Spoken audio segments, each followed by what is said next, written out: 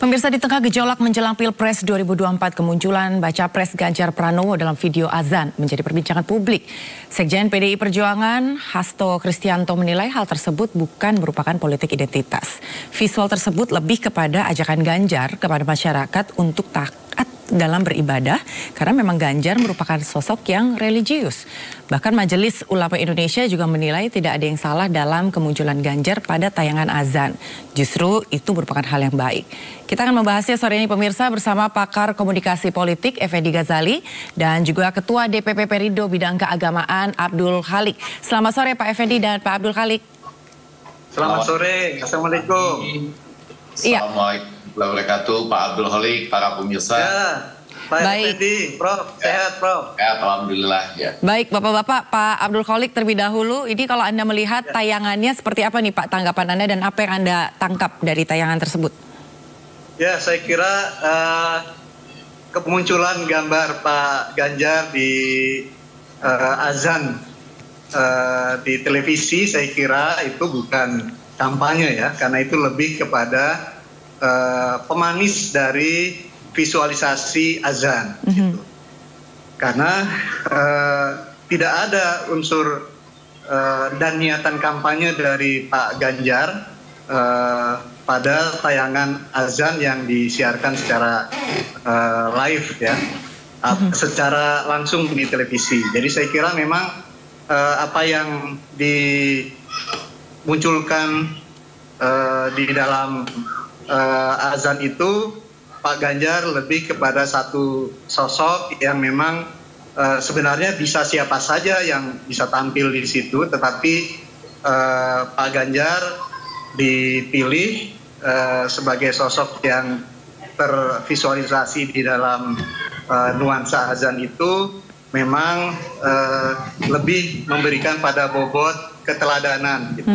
Jadi memang seorang pemimpin itu bisa terlihat dalam situasi apapun, itu bisa memberikan keteladanan. Yeah. Karena azan itu sesungguhnya adalah panggilan untuk orang menghadap kepada yang kuasa, maka itu juga bagian dari keteladanan yang diberikan oleh Pak Ganjar. Ya, saya kira itu, Mbak. Ya, Anda melihat hal yang sama, Pak Effendi, karena muncul akhirnya pandangan bahwa ini merupakan politik identitas, padahal sebetulnya tidak ada, yang tadi sudah dijelaskan juga, padahal sebetulnya tidak ada bentuk komunikasi lain selain ajakan untuk beribadah. Dan apakah kalau dari Pak Effendi sendiri melihat ada yang salah dari penyiarannya sendiri?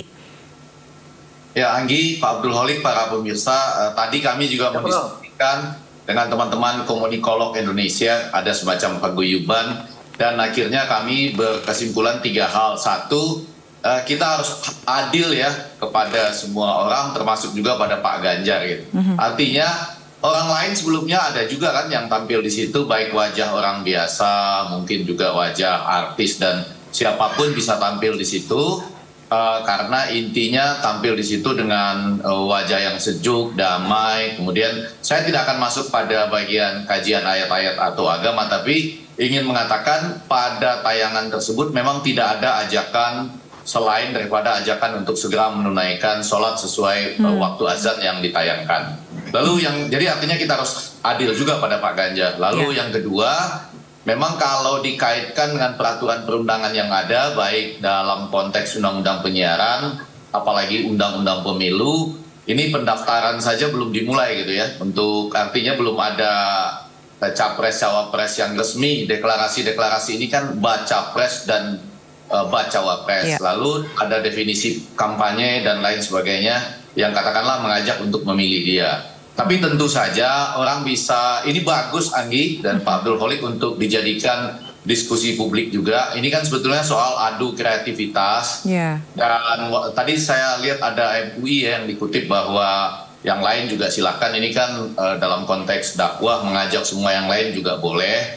Walaupun sekali lagi pada bagian lain ada yang mendiskusikan soal elok atau tidaknya, etis atau tidaknya. Nah mungkin maksud saya kalau boleh ngasih usul nanti dilengkapi dengan beberapa wajah ulama kita yang lain yang mungkin tidak caleg lah atau dalam konteks ini bukan capres. Jadi akan terlihat lebih elok walaupun sekali lagi tidak ada undang-undang penyiaran yang dilanggar, dan dalam konteks undang-undang pemilu juga tidak ada ajakannya. Saya selalu kalau melihat azan itu kan tentu sejuk, damai lebih dulu, lalu bergegas berusaha menunaikan sholat gitu.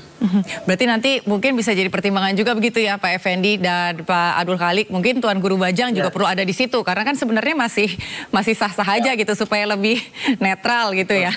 Tapi Pak Abdul Khalik, sebetulnya kenapa ketika ini berbicara soal agama selalu dikaitkan dengan politik identitas, Pak? Ya, karena masyarakat kita oversensitif ya.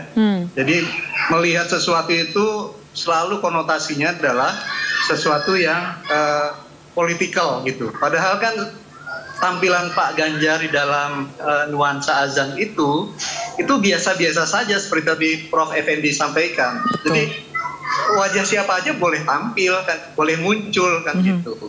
Nah kebetulan saat ini wajah dan tampilan wajah Pak Ganjar yang muncul kan begitu. Saya kira bukan sesuatu yang bisa disebutkan sebagai politik identitas, kemudian politisasi agama. Saya kira jauh dari itu ya, karena memang seruan azan itu kan lebih manis kalau ada visualisasi nuansa waktu, nuansa orang yang akan bergerak untuk menunaikan sholat dan seterusnya. Itu kan pemanis dalam rangka visualisasi azan, kumandang azan gitu. Jadi saya kira jauh dari nuansa politik gitu, Mbak.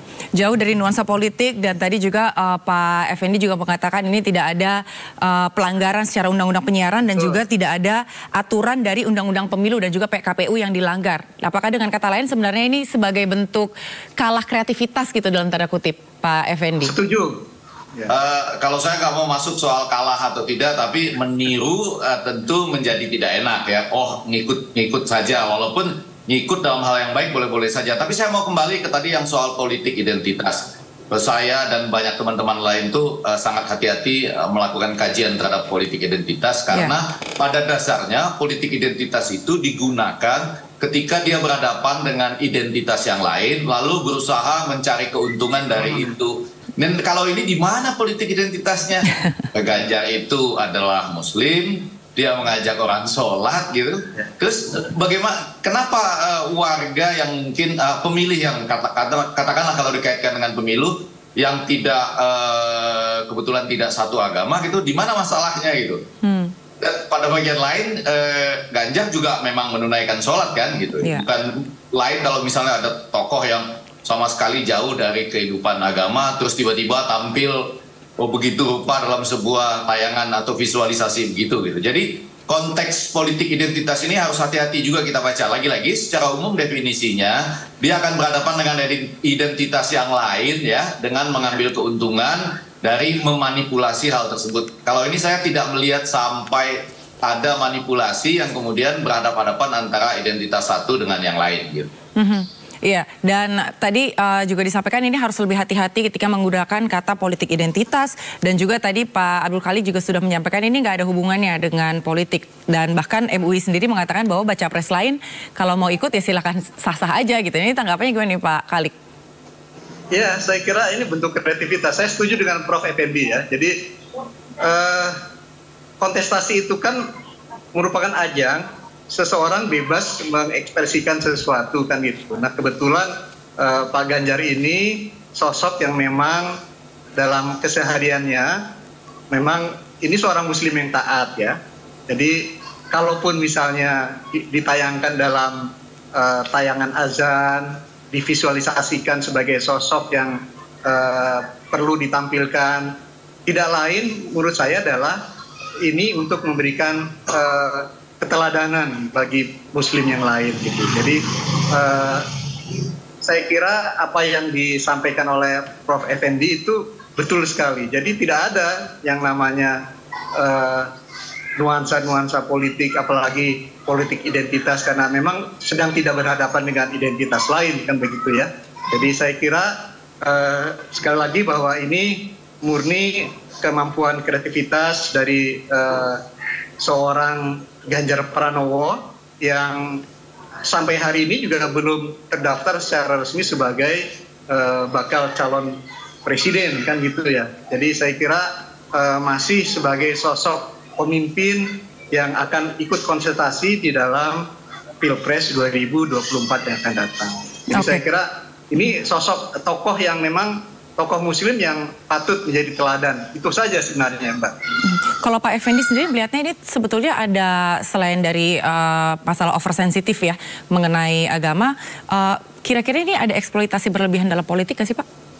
Saya membaca juga ya, tentunya orang-orang yang berbeda pendapat nggak apa-apa, bagus menjadi diskusi publik. Ada juga yang mengatakan kalau dia kemudian menimbulkan masalah atau hal-hal yang menyebabkan kita ribut satu sama lain, berarti lebih banyak mudaratnya gitu ya daripada manfaatnya. Nah, yang mau saya katakan, ini kan sudah dilakukan, tidak ada melanggar hal-hal apapun, bisa berlomba secara kreatif, kenapa kita harus meributkan? Tapi Anggi, kalau mau jauh lebih baik, tentunya menarik ini untuk dikaji ya, bahwa tadi kita tampilkan juga beberapa tokoh-tokoh ulama lain, jangan yang caleg ya, jangan yang capres, cawapres, jangan yang caleg, tapi yang biasa-biasa saja. Bahkan saya merindukan di tayangan visualisasi azan yang ada Pak Ganjarnya itu mengajak misalnya, suatu saat ada kompilasi gambar mereka bertiga sama-sama sholat gitu ya.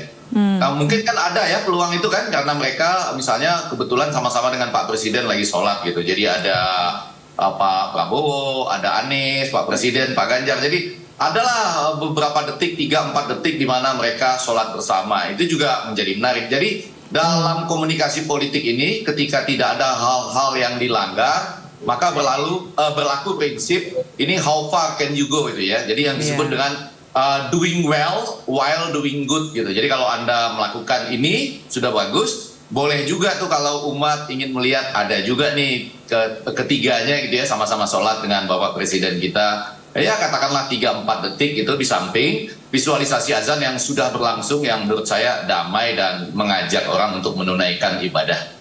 Oke, baik. Terima kasih Pak Effendi Ghazali dan juga Bapak Abdul Khalik atas waktu yang sudah bergabung. Nanti kita akan lihat nih dalam beberapa waktu ke depan apakah nanti usul dari Pak Effendi bisa dijalankan nih, tiga-tiganya begitu ya. Persekian detik. 5 detik, 6 detik lah tiga-tiganya. Ya, setuju Prof. Baik, terima kasih sekali Bapak-Bapak, salam sehat dan selamat beraktivitas kembali. Terima kasih. Assalamualaikum warahmatullahi wabarakatuh. Assalamualaikum.